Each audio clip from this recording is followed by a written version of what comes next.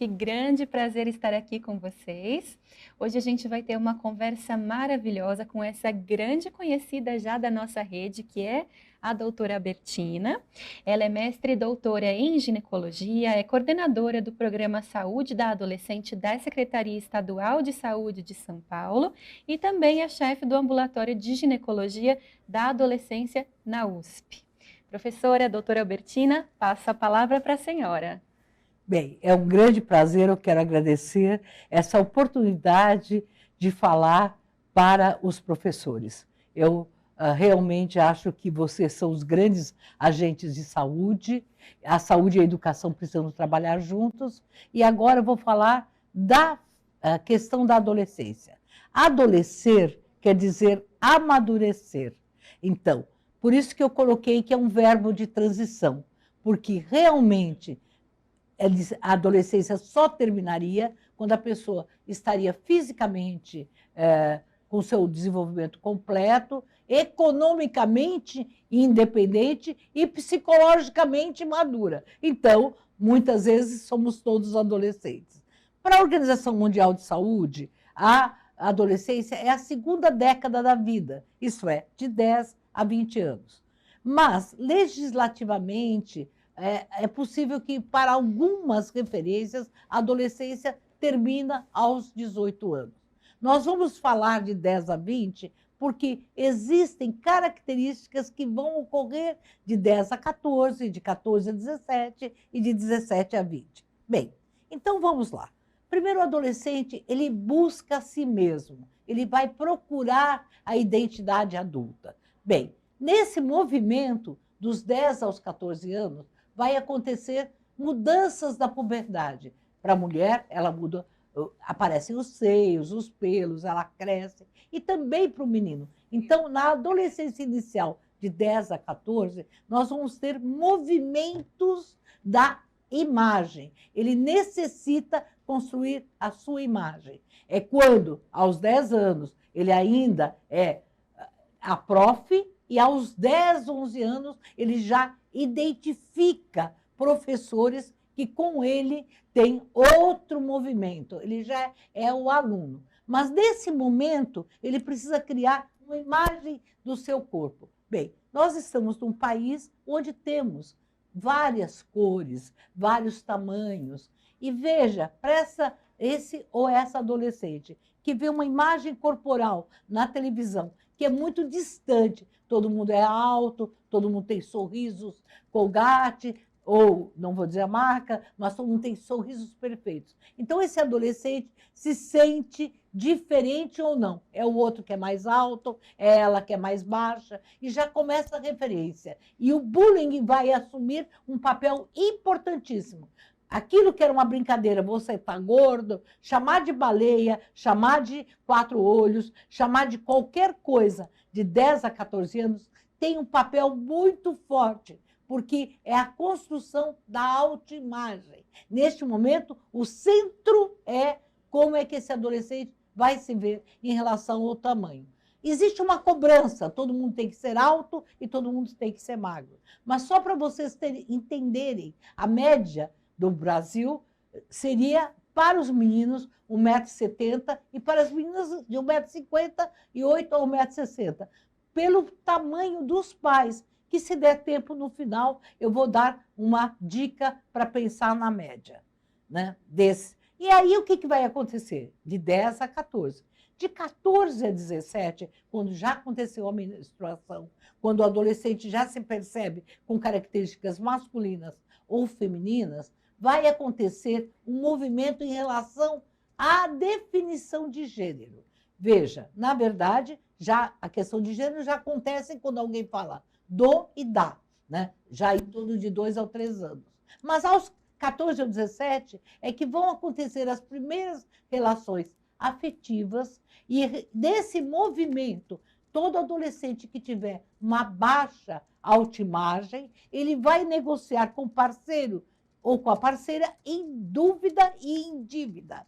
Veja, se eu tenho aquele menino que é muito para o meu caminhãozinho, eu vou ser submissa ou submisso, porque eu tenho uma autoimagem negativa. Como é que esse menino vai gostar de mim. Como? Eu sou feia ou sou feio, é impossível. Então, quanto mais essa adolescente ou esse adolescente se sentir uma autoimagem negativa, ele vai começar a construir a autoestima, que é a autovalorização, que vai também ser negativa. Nesse momento que ele está grande, pequeno, que ele não se encontra, ele vai ter várias flutuações de humor.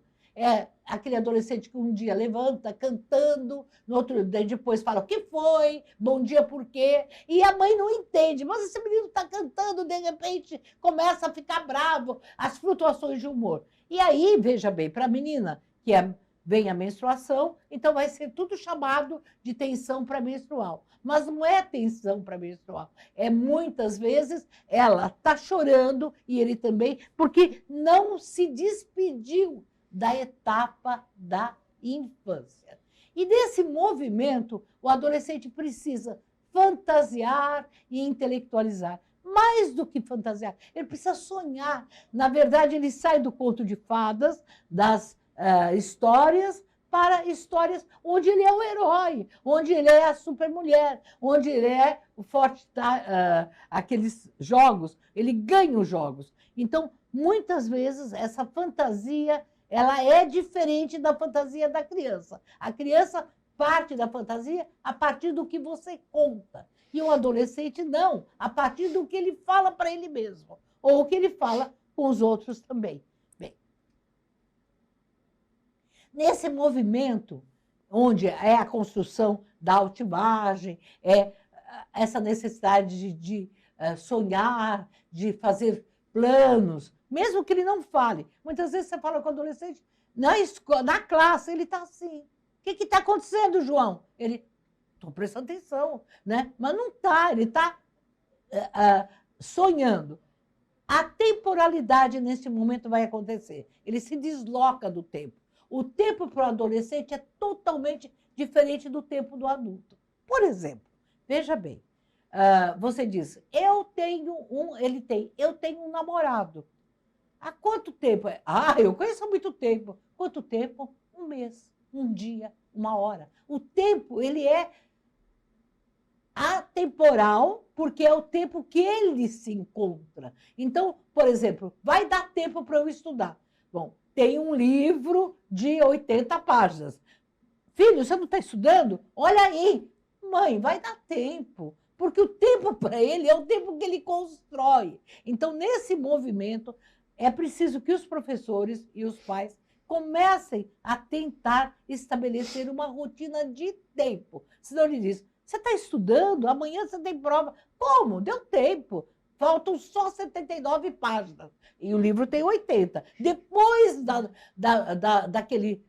depois desse videogame, eu vou sim, vai dar muito tempo. Então, veja, é importante que o tempo é uma necessidade, é uma alfabetização. É preciso que tarefas sejam dadas na escola com esse exercício dele escolher entender o tempo. É por isso que, muitas vezes, eu confio plenamente nesse namorado, dessa namorada, desse amigo. Eu conheço há 2 horas, ele já é meu íntimo, né? Que é diferente do tempo do adulto. Bem, às vezes eles marcam 3 coisas ao mesmo tempo, 2 festas, tudo, porque eu saio daqui, vou para cá, então não tenho o transporte. Agora está difícil pelo coronavírus, mas dá tempo de eu chegar e ver, dá tudo. Bom, e nesse movimento, ele vai ter contradições sucessivas e diferentes manifestações de conduta. Então, ele diz, é meu amigo para toda a vida. Mas daqui a pouco, briguei com ele para toda a vida. Briguei com ela para toda a vida. Estou de mal, nunca mais. Então, você vai ver muitas vezes, né, aquele adolescente que era super amigo, a melhor amiga, né, the best friend. De repente, não liga mais. Mas por que não?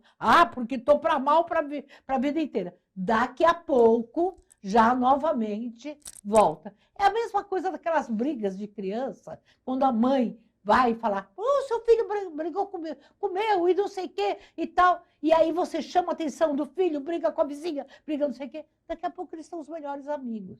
Porque o adolescente, ele gosta muito, odeia muito. Então, quando o adolescente fala, eu odeio a professora, É verdade, naquele momento ele odeia mesmo. Mas, de repente, passa, porque ele não é adulto. É uma coisa mágica. E quando o adolescente fala, eu odeio você, mãe, você é muito chata, você fala, como, filho, não sei o quê, você tem que dar um tempo. Porque é verdade. Naquele momento, naquele segundo, ele tem ódio, ele fala ódio, mas logo depois ele tem amor. Quer dizer que, então, é importante que essas falas tão fortes do adolescente não sejam vistas ao pé da letra. Então, é preciso dar um tempo para esse adolescente falar do que ele tem. Bom, nesse movimento vai haver uma outra característica, que é a separação progressiva dos pais. O adolescente precisa, para ser adulto, ele precisa ter o luto, ele precisa internamente matar, por mais forte que seja essa palavra, os pais infantis. Para ele crescer, ele precisa deixar aqueles pais mágicos, aquela mãe das histórias, é o Chapeuzinho Vermelho que se liberta. Mas, veja bem, para que ele liberte, ele precisa encontrar um outro lobo mau, ou um outro caçador. E está nas nossas mãos as figuras parentais. Então, muitas vezes, a figura parental é o professor de matemática, o professor de geografia, o professor de português, porque é a pessoa que ele coloca no lugar do seu pai. Mas, se nós não tomarmos cuidado, o pai pode ser o traficante, pode ser o chefe da biqueira, pode ser o chefe do bando. E é por isso que nós precisamos estimular que figuras parentais possam ser de acolhimento e de aconchego. Veja, quanto mais figuras parentais ele tiver, por exemplo, ele identificou, é o ídolo, que é tudo para ele. De repente ele gosta daquele artista, ele imita o cabelo, ele anda igual, né? Mas se esse adolescente tiver várias figuras parentais que ele escolha e substitua os pais, mais negociação ele tem. Então ele gosta do cabelo de um, gosta do pensamento do outro, gosta da música que o outro gosta e gosta do olhar do outro. Quanto mais esse adolescente puder ter essa diversidade de figuras parentais, menos ele será submisso. Pensa bem, um adolescente que elege um namorado ou a namorada como uma figura temporal, como uma figura parental. Não adianta o pai falar, o que você viu nesse menino? O que você viu nessa menina? Esse menino, essa menina está virando herói. E quanto mais aquele herói existir, mais ele fica submisso. Veja, eu estou dizendo isso na adolescência, mas eu que sou ginecologista de todas as mulheres, eu conheço mulheres que aos 45 anos têm a submissão daquela figura que, de repente, dá tudo para ela. A figura parental é aquela figura que você é linda, você é meu número, você é tudo, que dá autoestima, dá autoimagem positiva, ajuda a entender essas contradições, entende a atemporalidade. A figura parental é aquela que apoia em tudo, mas se tem só uma, esse apoio vai ser vendido muito caro. Então é por isso que nós precisamos dar um ambiente de mudanças, onde ele possa ter o pai bom, o pai que critica, o pai que põe limites. Agora, os pais têm que entender que, naquele momento, é necessário que os adolescentes se distanciem. Então, o pai falar, eu sou seu amigo, conte tudo para mim, ele vai falar, tudo bem, mas é mentira, ele não vai contar. Eu sou médica há mais de 40 anos, eu subo no Hospital das Clínicas, o adolescente diz assim para mim, doutora, já não sou mais bebê. Eu beijei 2 da última festa, mas a minha mãe não está preparada, a senhora nem conta para ela. Porque se a senhora contar para ela, eu não volto mais aqui. Quantas vezes a adolescente chegou para mim e diz assim, tudo bem, tudo bem. Olha, doutora, minha filha está aí, eu estou achando que ela vai ter vida sexual. E ela faz assim, não, mãe, não. Aí depois que a mãe fala, sai, ela diz, doutora, não conta nada. Por favor, ela não está preparada. Minha mãe é muito careta. Veja, então ela precisa de uma pessoa que tenha ética, que consiga falar com ela o que ela quer falar, mesmo que devagar a gente coloque para ela ou para ele os limites. Imagina se nesses 40 anos o que eu já ouvi. E se as adolescentes chegassem, os adolescentes chegassem para mim e dissessem, eu dissesse, que isso, menina, não está certo. Não, eu digo, e o que você acha? Conta para mim, como é que você está se sentindo? Doutora, eles falam, ela fala, doutora, ele gosta muito de mim. A senhora acha que ele gosta de mim? Eu digo, por que você acha que ele gosta de mim? Ai, doutora, ele gosta. Ele brigou comigo e, de repente, ele está lá na balada e está olhando de olho para mim. Ele está beijando outra menina, mas eu vejo que ele gosta de mim. A senhora acha que ele gosta de mim? Eu fico e falo, eu acho que ele gosta. Ah, ele gosta, eu sabia? Fala, eu sabia que ele gostava. Minha mãe disse que não gosta, mas eu sabia que ele gostava. Não, ele gosta de te fazer um pouco de tonta, de te fazer sofrer. Ele gosta. Mas quanto se paga por esse gostar? Ai, credo, ele gosta assim, ele não sabe gostar de você. Então, você quer pagar esse pedágio de alguém que te faz, que diz que ele gosta, só que não sabe gostar. Quem gosta, sabe, torce pela gente, faz isso. Então, doutora, mas ele é o último, ele é tudo para mim. É tudo para você? Imagina se você só tiver um vestido e esse vestido for o melhor, ele está todo feio, todo sujo, todo rasgado, você gosta dele. Você não vai sair na festa o tempo todo. Ah, doutora, mas a senhora acha que eu esqueço? Aí eu digo, você conhece alguém que já esqueceu? Eu conheci. Outro dia você disse para mim que estava apaixonada por aquele menino, agora esqueceu. Ah, mas eu sempre pego um terrível. Eu tenho o dedo podre, viu, doutora? Sempre eu escolho um amigo, uma amiga, um namorado, sempre que me machuca. Então vamos conversar sobre isso. Quer dizer, na verdade, essa situação do ouvir.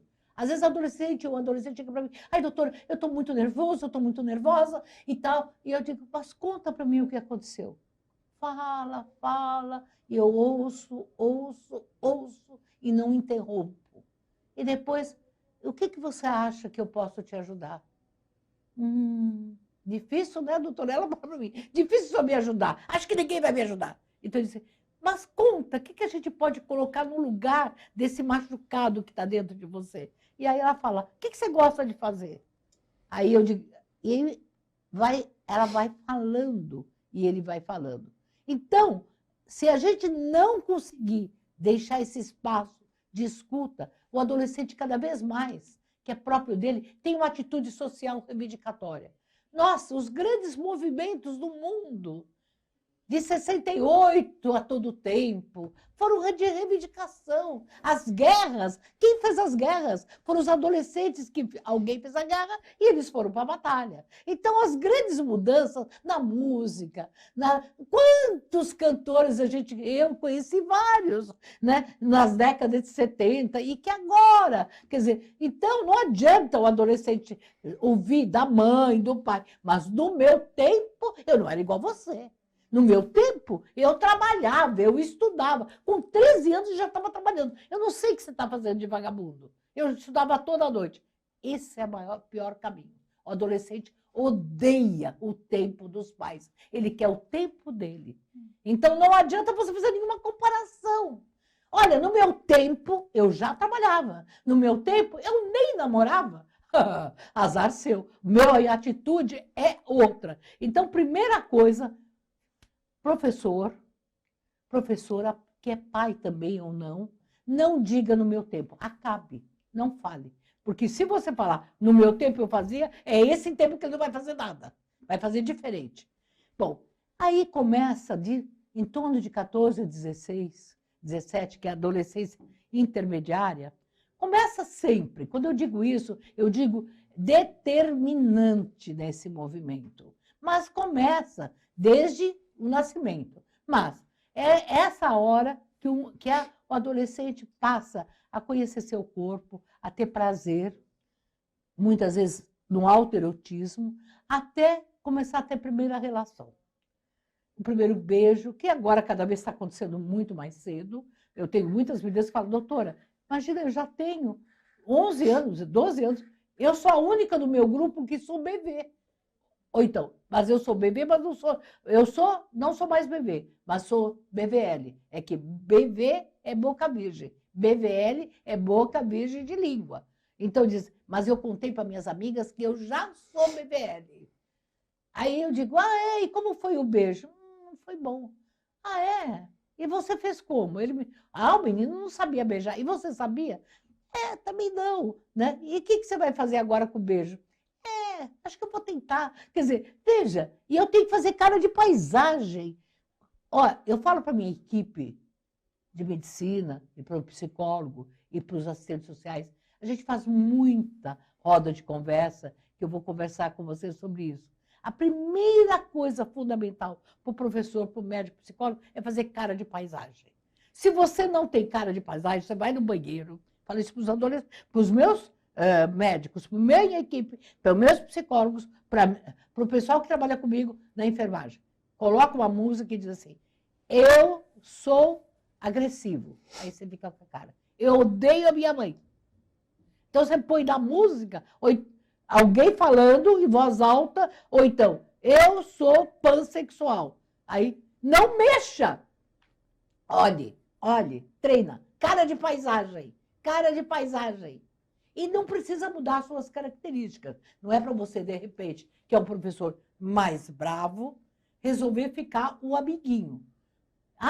E falar a linguagem do adolescente, a pior coisa. Adolescente odeia que você fale a linguagem dele, porque ele muda a gíria. Se você fala, tudo bem, gato, ele vai falar, já virou vulgar. Então, é melhor você manter. Eu falo com os adolescentes desse jeito, de branco, com colar, com tudo. E ele diz assim para mim, ai, doutora, então. E eu olho. Tem gente, olha, eu falo, Tem que olhar. Das características mais importantes para o professor, para quem lida com adolescente, é olhar no olho.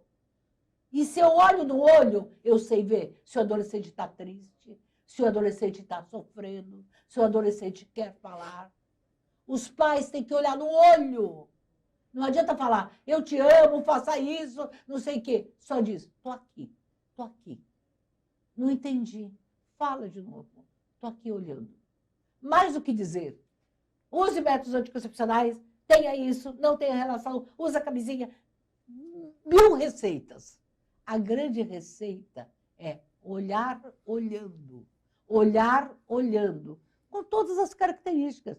Tem um professor que olha de óculos, tem outro que é bravo, tem outro que é mais sofisticado, mais solto, mais esporte, não importa. É aqui. E agora que a máscara está aí, é mais importante ainda. A gente tem que fazer um exercício do olhar. Fecha essa boca e olha com o olho. E o olhar não pode ser de crítica nem de recriminação. Tem que ser olhar de acolhimento. Se ninguém me ouvir nada do que eu falar, acredite que em 40 anos foi assim. E eu, quando olho os meus adolescentes, as pessoas que eu atendo, e atendo muitas, e as mulheres com mais de 40 anos, as mulheres com mais de 60, eu sei ver. Eu sei ver se ela foi feliz, eu sei ver se ela está triste, eu sei ver até se ela transa. É olhar. Mas fico quieta, escuto, que esse é o novo exercício. Bem, outra coisa, adolescente tem crises religiosas. Então, ele questiona a religião dos pais, questiona a religião dos avós, busca muitas vezes uma religião que não é aprovada. Bem, então é o seguinte, professor não tem religião e não tem time de futebol. Você tem que ouvir todas as religiões que eles quiserem. Eu atendo adolescentes de todas as religiões. Até já me benzeram uma vez, uma mãe de santo que disse assim, doutora, eu estou achando que a senhora é Oxum, é Iemanjá, dá para benzer a senhora? Eu falo, vai fazer bem para mim? Vai, claro que vai. Então tá bom, pode fazer. Então vocês imaginam quantos adolescentes de várias... Nunca souberam nenhum adolescente qual a minha religião?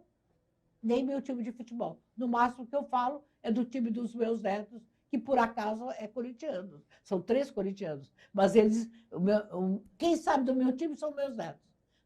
E quem sabe agora é o time dos meus netos. Mas vocês não vão saber qual é o meu time.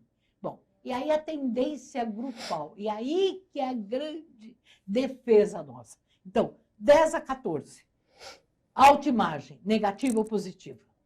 14 a 17, adolescência intermediária. As primeiras relações de estabelecimento da negociação de gênero.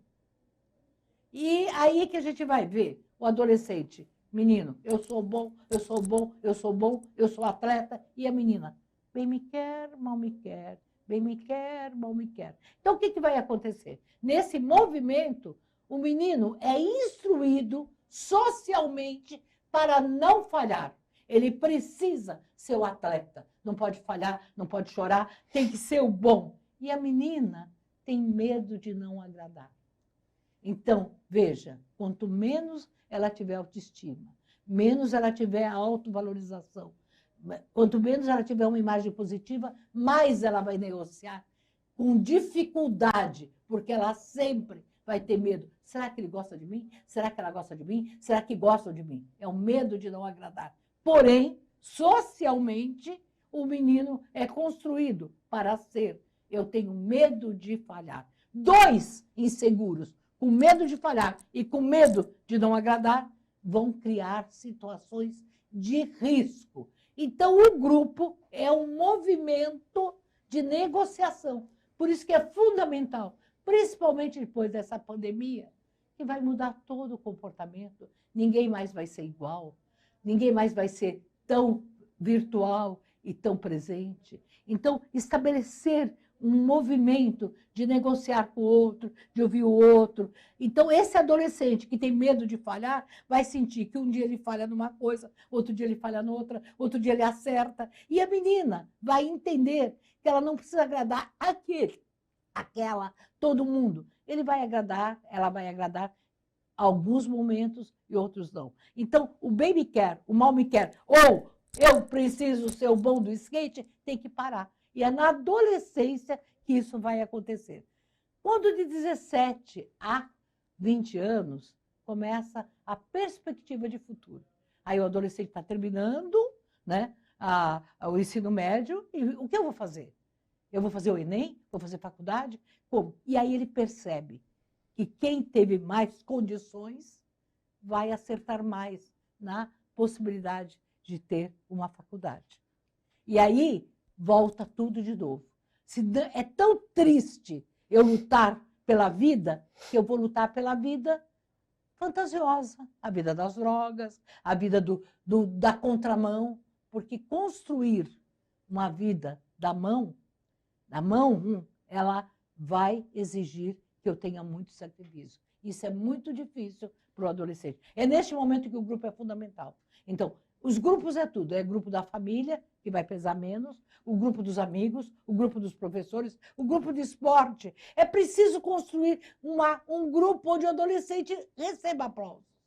Se ele é o melhor goleiro, vamos bater palma. Se ele é o melhor do basquete, vamos bater palma. Se ele é o melhor no teatro, vamos bater palma. Mas se ele só recebe críticas, se ele é o pior, ele vai ter esse trabalho do pior.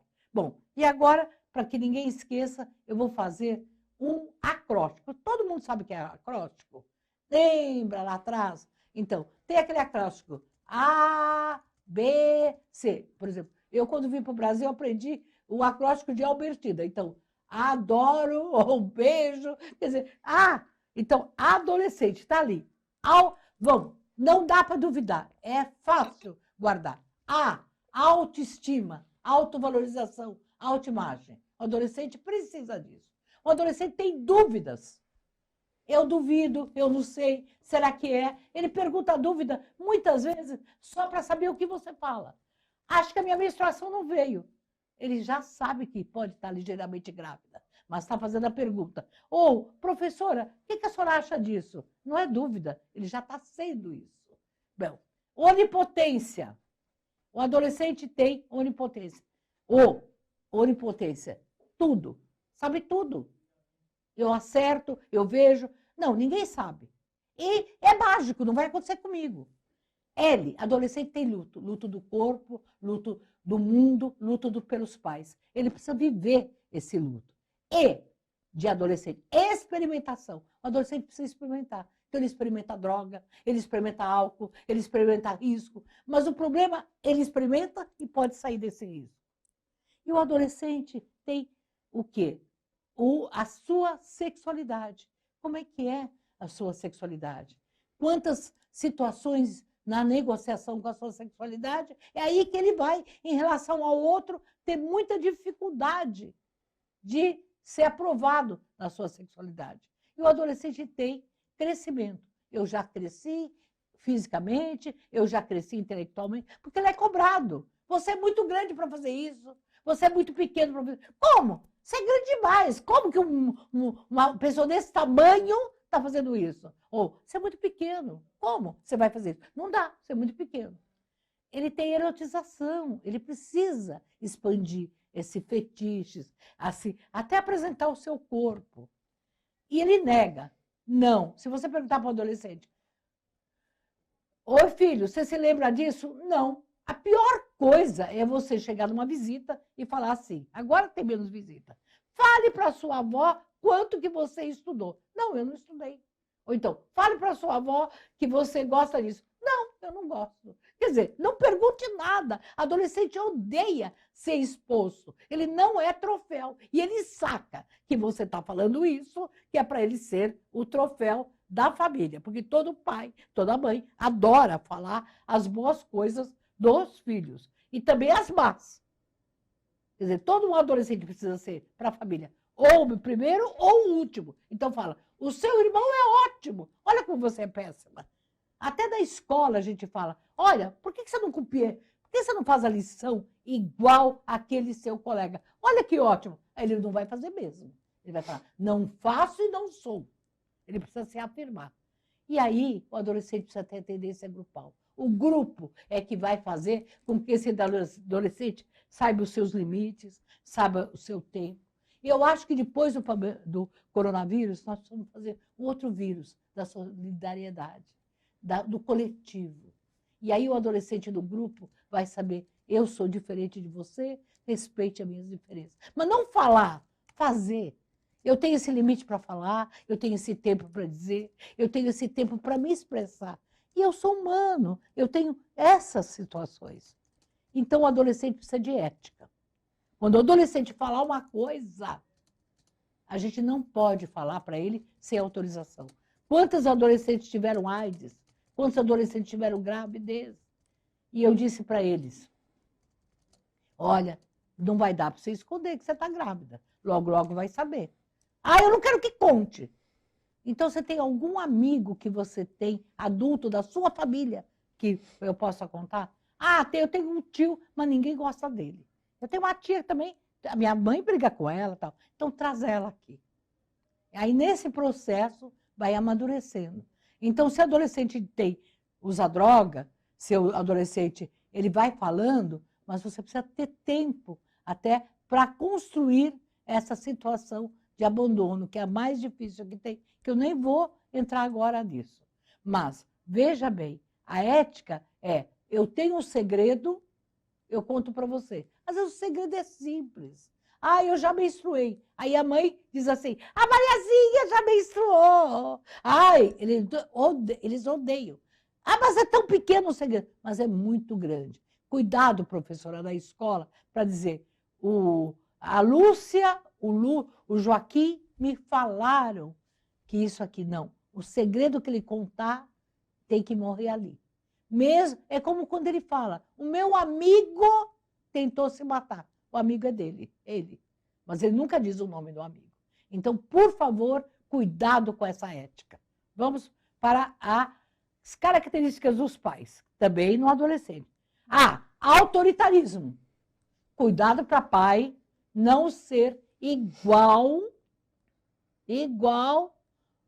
os professores não serem igual aos pais. Dificuldade. Pai tem dificuldade? Tem. Tem onipotência? Tem. Tem limite? Tem, porque ele se confunde. Gosta de enfrentar? Gosta. Mas os pais têm sonhos. Querem que o filho seja melhor. da família. Eu não estudei, meu filho vai estudar. Eu não fiz sem música, meu filho vai ter. Eu não sou um jogador de futebol, meu filho vai ser maior que o Neymar, que o Messi, que o Cristiano Ronaldo, que todo mundo. E os pais têm muitas vezes comodismo. Eles têm dificuldade de lidar com a escola, porque a escola, o filho é diferente do que ele é em casa. Então, às vezes, ele culpa a escola. Às vezes, ele também fala, a escola vai fazer o que eu não fiz. Ele tem dificuldade de ser essa mão de ida e vinda com a escola. Os pais têm dificuldade de trabalhar com a naturalidade, naturalmente. Eles têm uma totalidade, eles querem dominar. E muitas vezes falta, sim, a ética para os pais. Bem, terminando, vamos lá. Viver a adolescência. Quem aborda? A importância do nome. A importância de chamar pelo nome. Você aí, número tal. Não, eu chamo meus pacientes pelo nome. Faça que nem político, escreve na mão. O professor não pode dizer aquele lá. Ou então finja que você sabe. E saber limites. O professor precisa saber limites. Tem hora que ele não dá conta. Um problema grave, ele tem que pedir ajuda de outros professores e de profissionais que possam ajudar. Bem, nos aspectos emocionais, que estou terminando, tem o imaginário versus a realidade. Tem a vulnerabilidade do adolescente, mas tem a resiliência, a capacidade desse adolescente continuar vivendo, que é o que o povo brasileiro tem demais. Ele tem sentimentos, tem história de vida, tem o seu cotidiano, muitas vezes não tem nenhum vínculo familiar. E esse é o diagnóstico da cidadania. Para eu ter cidadania, eu preciso realmente responder o que aquele adolescente fala. Eu preciso falar sobre os mitos da sexualidade.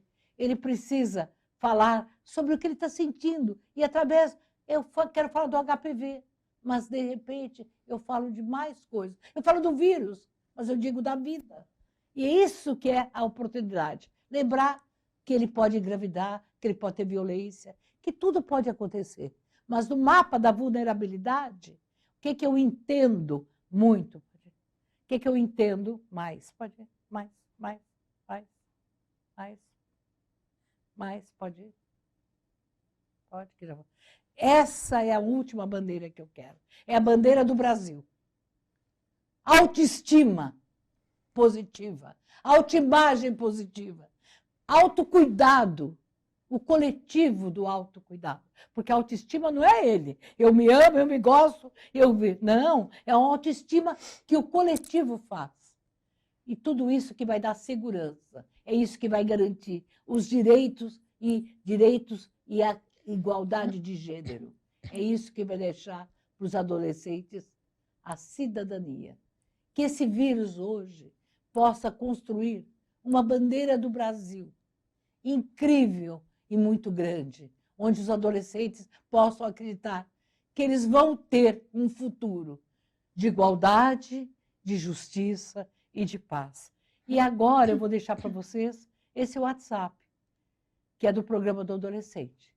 Se vocês, professores, se vocês, adolescentes, tiverem uma dúvida, ele funciona das 9 às 16 horas, por enquanto, inclusive sábado e domingo. Eu estou lutando para que ele funcione todos os dias. Voltando, o número do WhatsApp é este, 97193-3277. É um psicólogo que atende e a gente encaminha para os diferentes professores. E agora eu estou querendo que os adolescentes possam participar como vetores.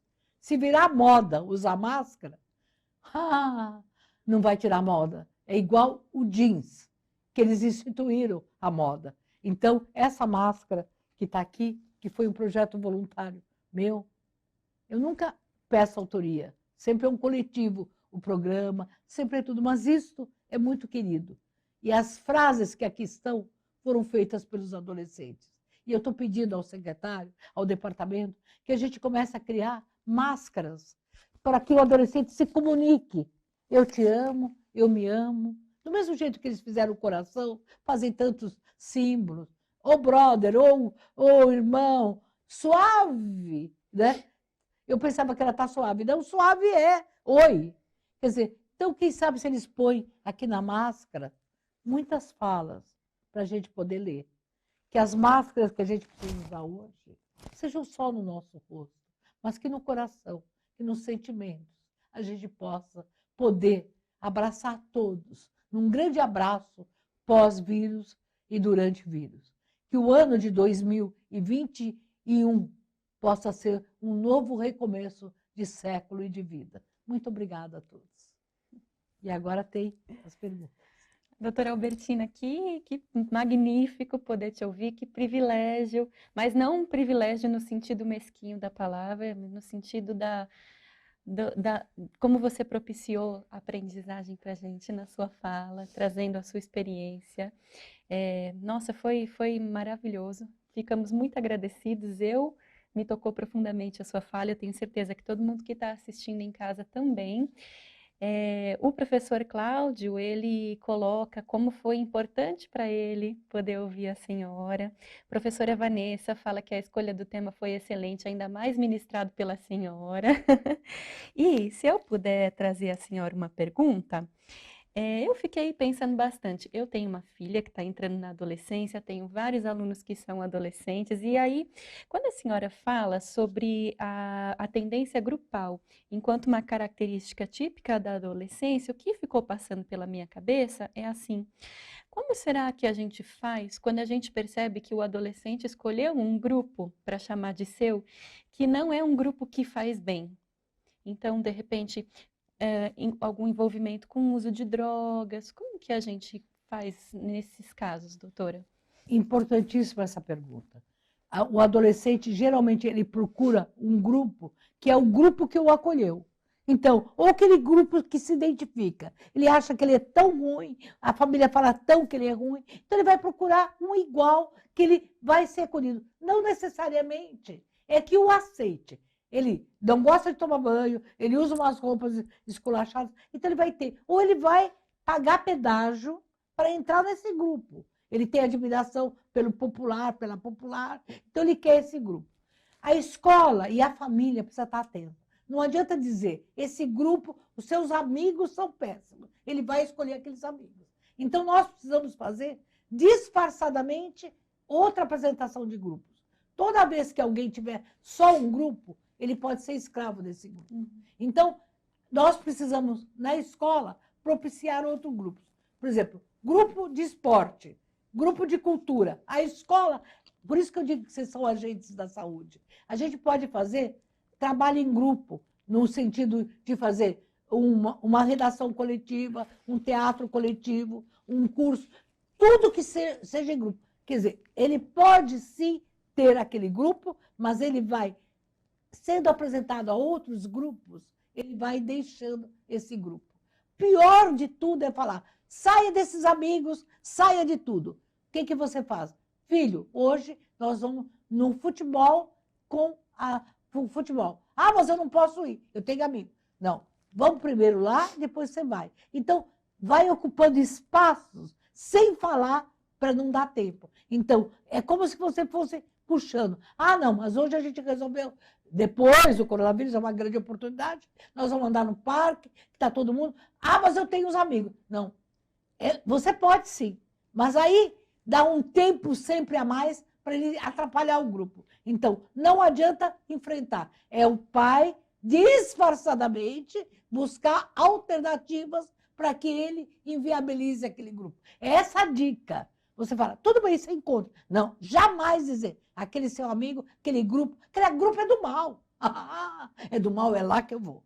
Então, tudo bem, mas agora a gente vai fazer grupo de domingo, por exemplo, os pais fazerem um almoço coletivo. Agora está acontecendo isso, porque todo mundo divide tarefas. Bom, hoje a sua mãe não vai cozinhar. Vocês vão fazer a experimentação. Está na moda o chefe. Então você vai fazer a receita. Está horrível? Come e vomita. Mas não fala para ele que está horrível. Então, assim, e vamos fazer também. Não adianta falar, você arruma, você isso, você aquilo. Não, vamos dividir numa coisa prazerosa. Vamos plantar. Vamos fazer qualquer coisa. Então, grupo de plantação, grupo de teatro, grupo de música, grupo de dança. A escola tem que fazer múltiplos grupos, roda de conversa e grupos. O conteúdo, eu admiro o conteúdo, mas depois do coronavírus, nós vamos ter um outro conteúdo, o conteúdo de sobrevivência. Eu que fui uma nerd, porque eu não podia deixar de ser nerd. Eu sou portuguesa, cheguei no Brasil com 7 anos, sou filha de pedreiro, de mãe analfabeta. Para entrar numa faculdade de medicina, eu tive que estudar muito. Mas nunca disse para os meus filhos, faça como eu estude. Porque esse é o pior caminho. Eu sei que meu caminho foi doloroso e talvez eu seja uma das poucas. Então não posso falar isso para nem meu neto, nem nada. Eu não vou dizer para ele, eu li 200 mil livros. Não. Eu conto para eles histórias de Portugal, com sotaque português. E a partir daí, eles veem as minhas origens. E quando eu digo, olha, quando eu era pequena, eu ia para Coimbra. Nunca fui para Coimbra quando era pequena. Então, eu dizia, a minha tia era de Coimbra. Então, ela tinha uma amiga em Lisboa. E essa amiga falava isso. E a minha neta adora, adora. E me escreveu uma coisa muito linda. Você tem uma grande memória. E o que é memória? Memória é quando a gente lembra das coisas grudadas nos sentimentos, bons ou ruins. Eu falei, só que ela escreveu ruins. Eu falei assim, nossa, é isso que você tem muita memória, vó. Ela tem 6 anos e 11 meses. Escreveu, não é que ela escreveu direitinho. Então, veja, a gente passa para os filhos e para os netos o que a gente é. Não é o que a gente quer falar. Então, escola, muitos grupos quando a gente voltar. Grupo de dança, de música, de funk, de que for, deixa tocar música alta. Até o dia que ele vai enlouquecer ele. Não adianta. Põe coisa no ouvido. E aí, de repente, os vizinhos vão reclamar. E você pode até falar, filho, você pode ouvir, mas sabe, está um pouco alto. Mas tudo bem. Você quer ouvir por mim, o meu problema é os outros. Então, veja. Então, se você deixar essa liberdade deles criarem, sabe, de fazerem vários grupos. Se o seu filho está num grupo ruim, apresente disfarçadamente outros grupos. Se for visível, perdeu. Perfeito. Pronto. Perfeito. Doutora, olha, tivéssemos a oportunidade, tivéssemos a chance, passaríamos o dia inteiro, a tarde inteira aqui ouvindo a senhora e não deixaríamos de aprender um segundo com a sua fala. Olha, nós vamos ter 8 falas, né? 8 idas. A próxima vez é da questão da violência, onde que as pessoas que têm violência podem correr, que é com a doutora Tereza Cabral. Depois nós temos a doutora Silmara. E eu gostaria de voltar lá pela 5ª, 6ª, que são 8, falar especificamente como é que eu posso evitar a gravidez. Porque evitando a gravidez é gerar. E eu quero que os adolescentes fiquem grávidos de esperança, de afeto e de cidadania. Muito obrigada. Nós é que agradecemos muitíssimo, doutora. Ficamos ansiosas pelos próximos encontros. Agradecemos também a todo o pessoal que nos acompanhou aí de casa. Até breve.